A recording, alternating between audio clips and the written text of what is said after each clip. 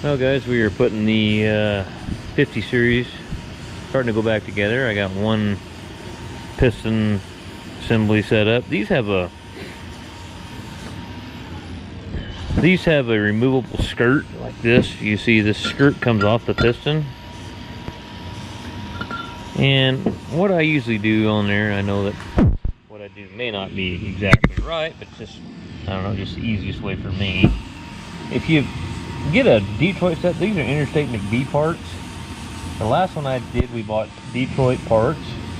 And I'm going to tell you right now, if you do your research, you'll find out that Interstate McBee builds a lot of the factory OEM parts for Detroit.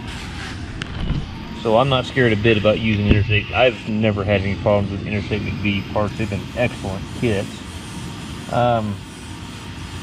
This is a steel forged piston with an aluminum skirt.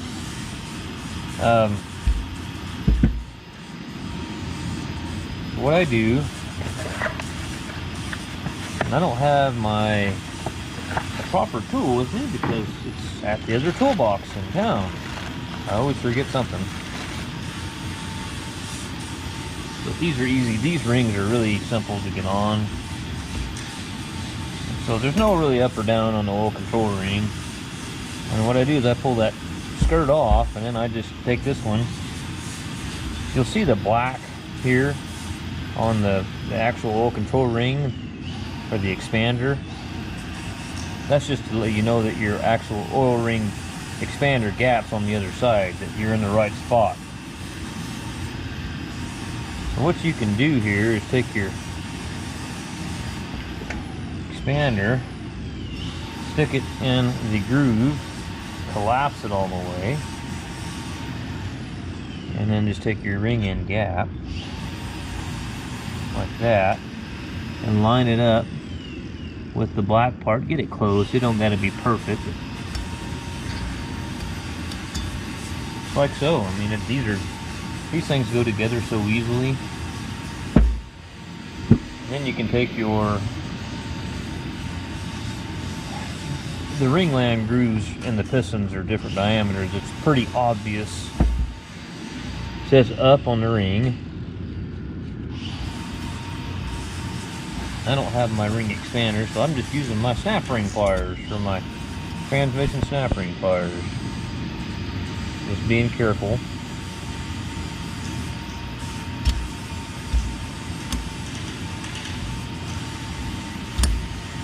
Now with a aluminum piston, you got to be careful, because I had it happen to me one time.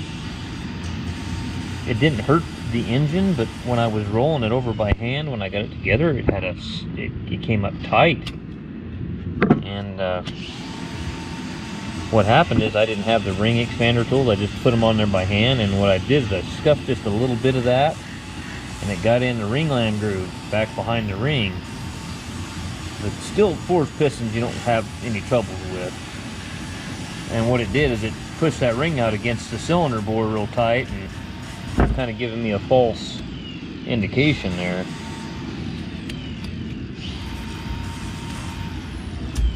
These are easy. And of course, ring end gaps, you know, there's a lot of debate on that, but I just go general rule of thumb. I'll put one there and then put another one at 120 degrees from it, and then I'll put another one at 120 degrees from it, and there you go.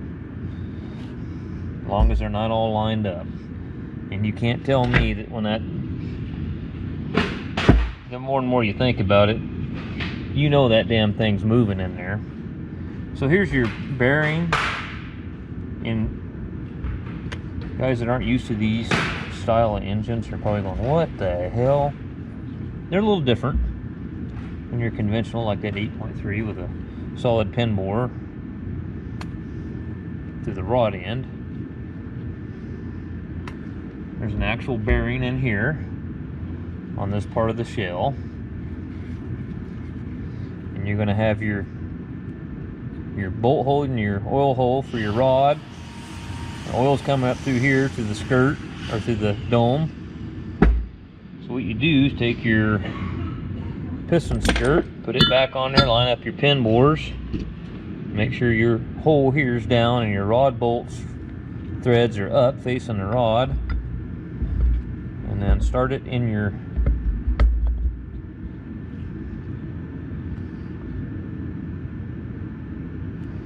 and then take your connecting rod, which is what you're magnetized to right now,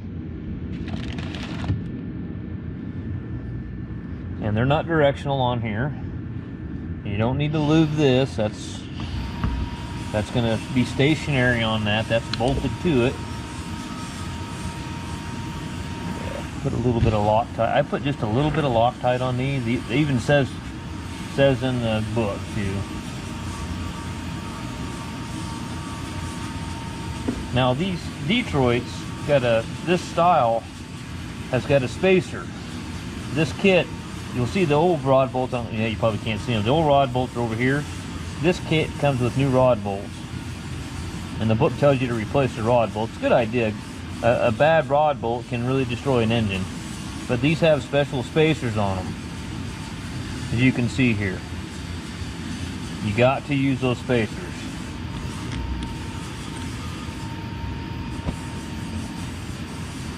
What did I do with my socket and extension?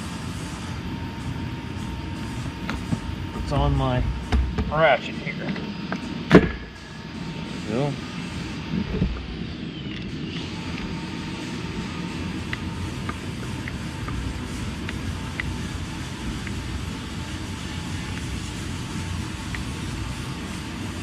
And just do the same thing for the other one.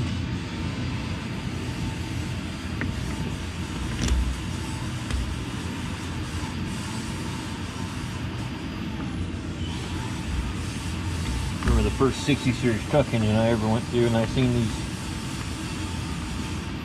these rod setups, and I was like, you know what, that's a good idea. I like Detroit diesel, I really do. These engines are not powerhouses, but very reliable engines.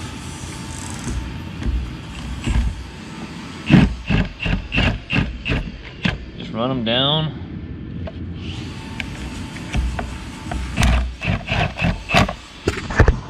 No snap ring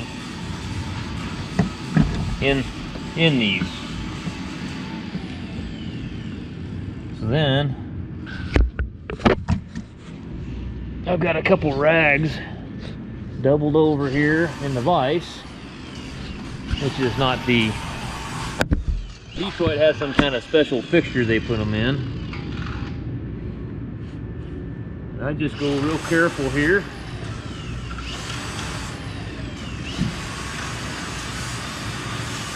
Clamp the big end in. I don't even really go that tight.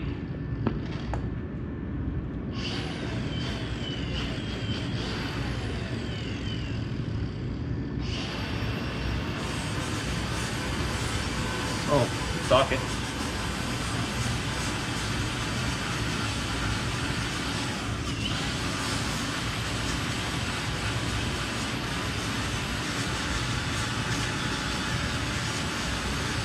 And then I go 90.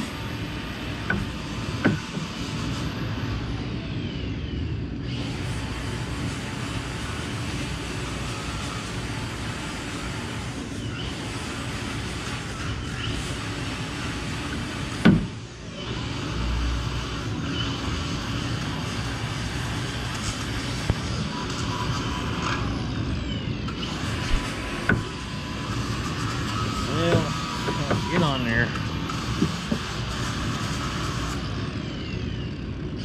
don't even know if you can see what I'm doing here. I don't think you can. 90 and then go to 120. 120 is the final. I can't see the damn thing. Too short.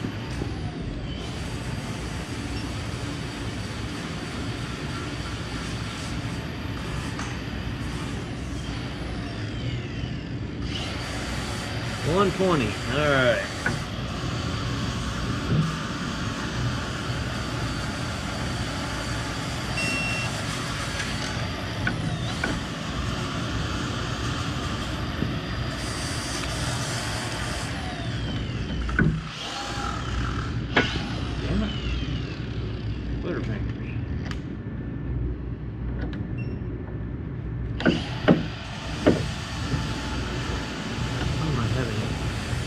There we go.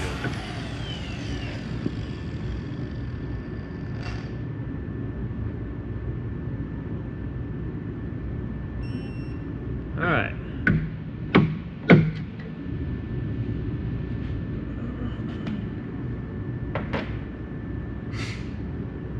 Okay, well, another one down.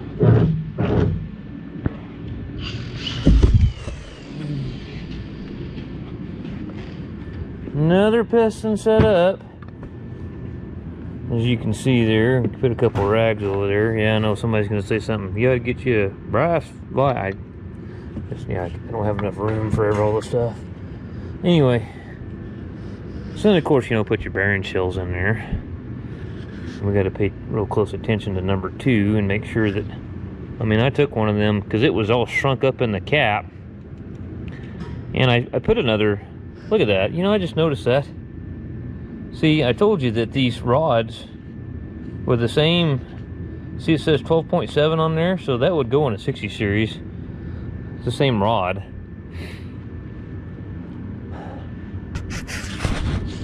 Alright guys, we're going to put the crank back in this thing.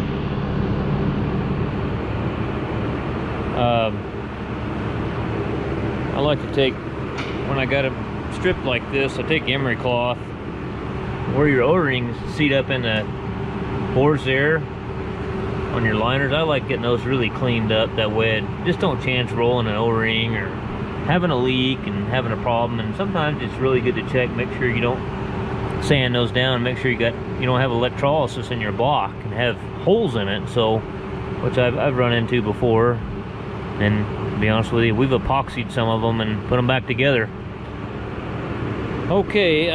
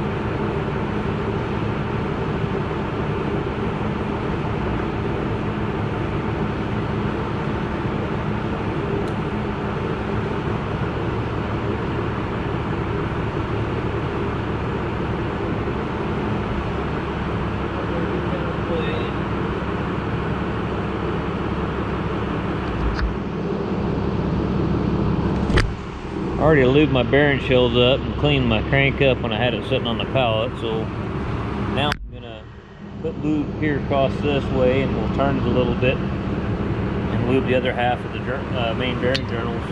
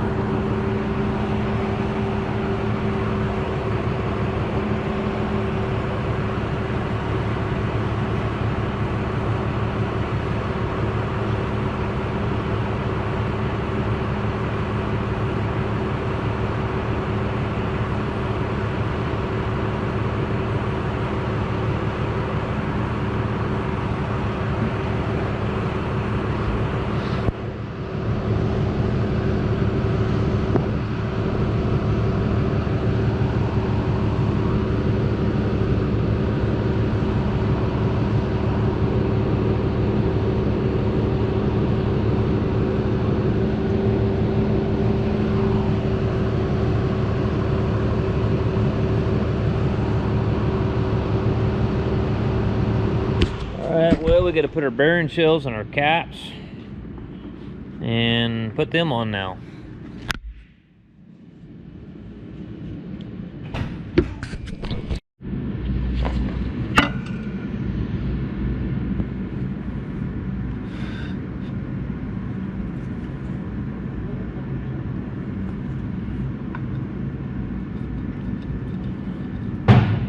So, number 3 cap.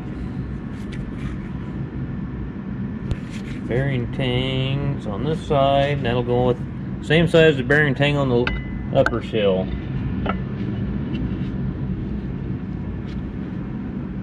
You got one? You don't know? Now, when I pulled this thing apart, there was only thrust bearings in the upper part. There wasn't any in the lowers. I better make sure.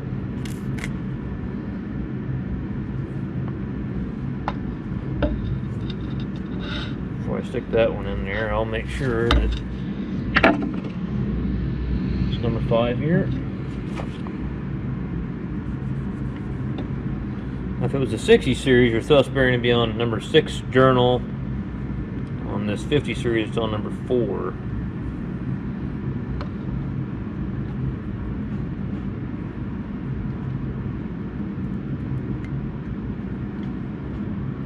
Alright, we've got everything all lubed up.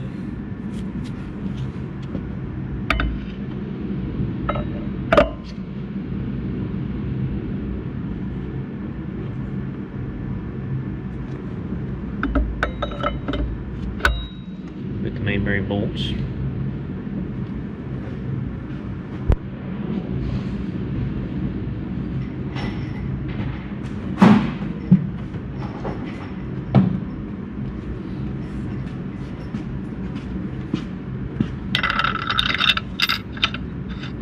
Yeah, that's what it is. There was no thrust bearings. The only thrust bearings that were in it, you can tell there's never no thrust bearings on this one.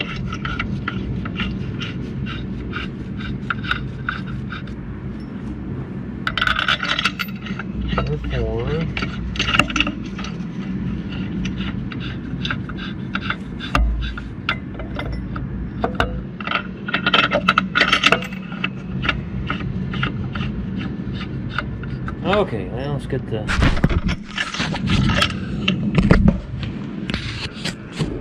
run them down and then torque them down.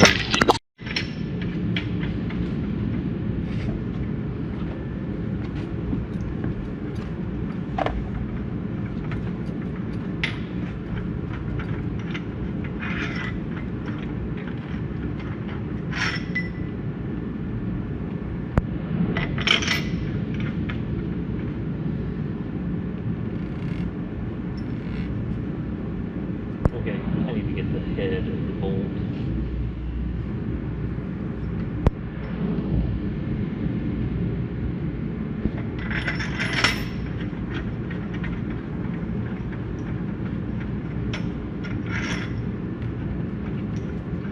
What happens is you're torquing them that tight that the head wants to bite into the bearing cap. Doesn't have any kind of lube on it.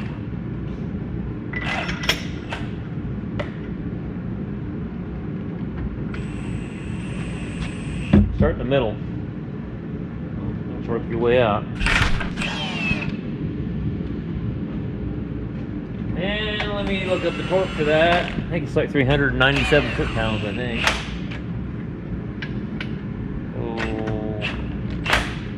Torque all the main bearing cap bolts to 347 to 391 foot-pounds.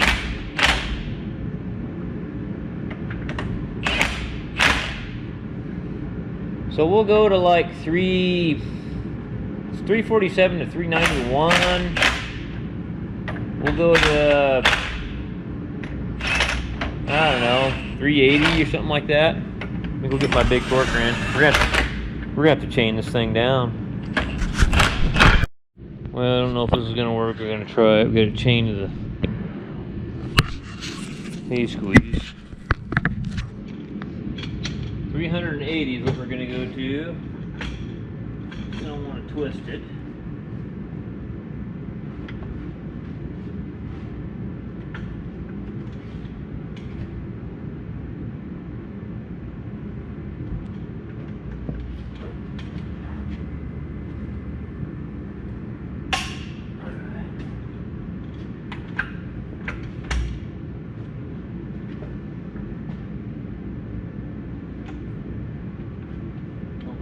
Really pushing on you pretty hard, or I don't know. I haven't really done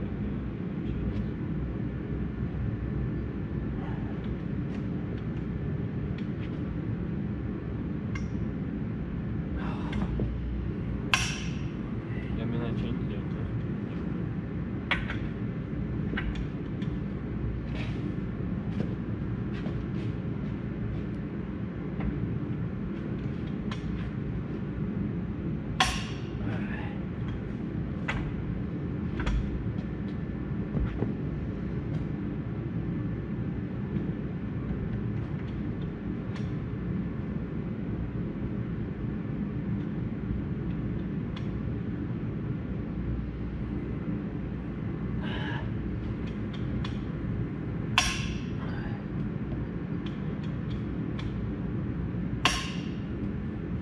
Trying not to jerk. Sometimes, boy, I ain't got enough lead in my ass sometimes.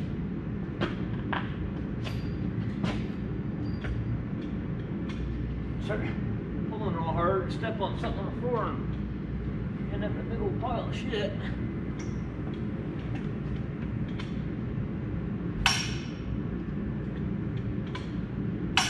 This is where it's really going to twist it on this end.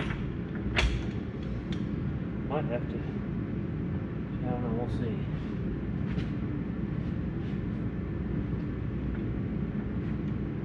So a lot easier than doing it in the squeeze, I'll tell you that. I hate torquing these bastards. Doing an end frame, no room, quarter turn at a time, takes forever. Then you're trying to hold this big head of this ratchet up by yourself.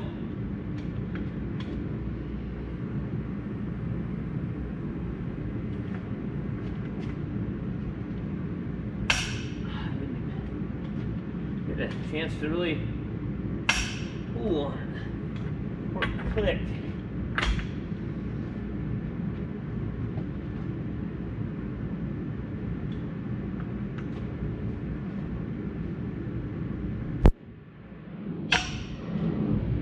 Here we go. This one here is going to really test you.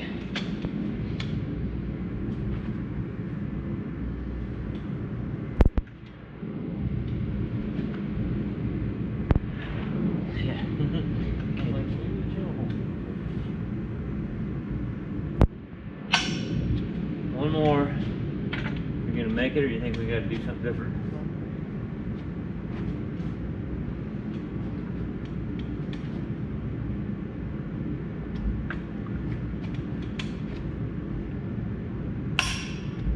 It'd be really pain in the ass without that chain on there, I'll tell you that. Yeah. Now, does the crankshaft turn? Oh, look at there. Nice. This one did not get ground. They said it was fine. So it's standard. Standard. Alright. Let's clean these rod journals up a little bit. And we'll fire the truck up, flip it over, put liners in it. Alright, so allowable liner protrusion 0.0005 to 0.003. So basically flush and 3/1000ths. No more than 2/1000ths variation between two adjacent cylinders. Alright. These are kind of tough to measure protrusion on with the protrusion gauge. They're just not much room here. Now, let me see if I can get this where you can see the damn protrusion gauge. I'm just a little bit hair off 0. Got 2,000ths there. So I'll come over here. 0 there. 2,000ths there.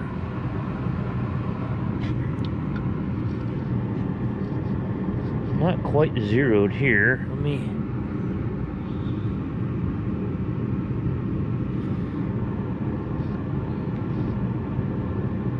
Just right at 3 there. Well, yeah. Right at 3 there. So we'll call this one good enough.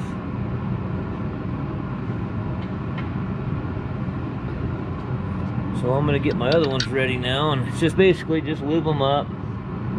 I'm having a hard time getting them in. I actually pulled this one back out and looked at the O-rings to make sure I didn't cut any of them, and lubed them up and stuck them back in there. They're just going in hard because it's just cold. It's colder than hell this morning.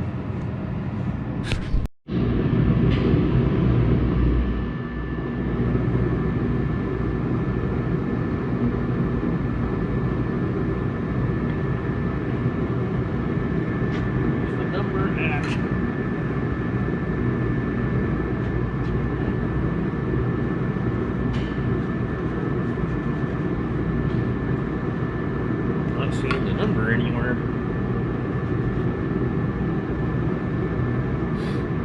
Glad maybe dry it off instead of smear it worse.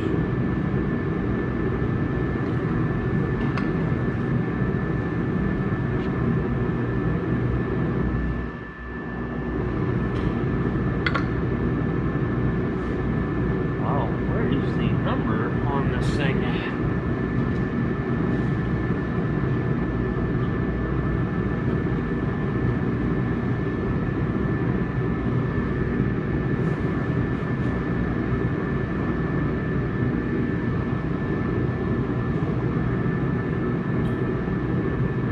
There it is. I'm talking to the camera. So the number on the rod, putting companion cylinders in, faces the cooler side of the engine.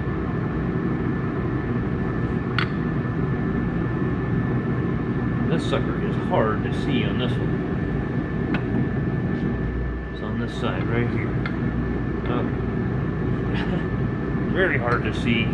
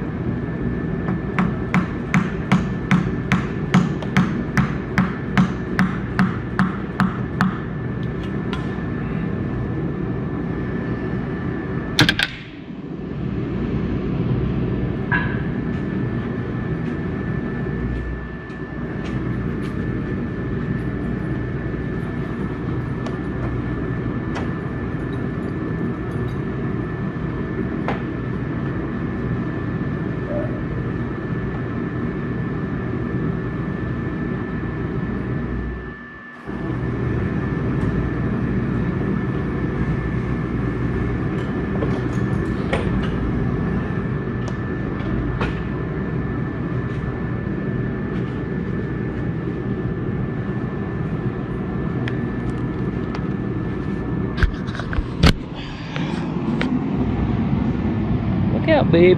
How you doing, Daisy? Oh, I swear. Dipper. Oh.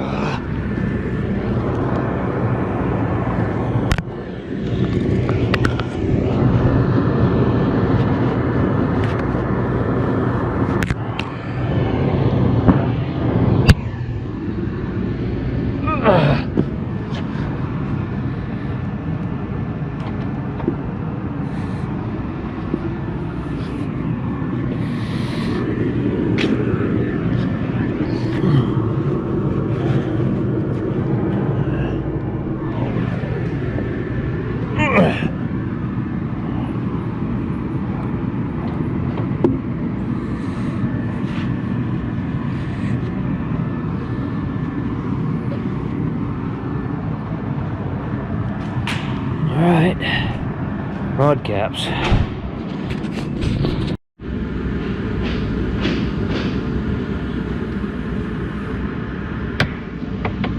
Okay, on these Detroits, okay, so the number on the rod will face the cooler side of the engine. Another way you can tell, there's orientation marks on the rod and on the cap. That little indentation there is sticking out. Not an indentation, it's a protrusion sticking out. That goes to the front of the engine.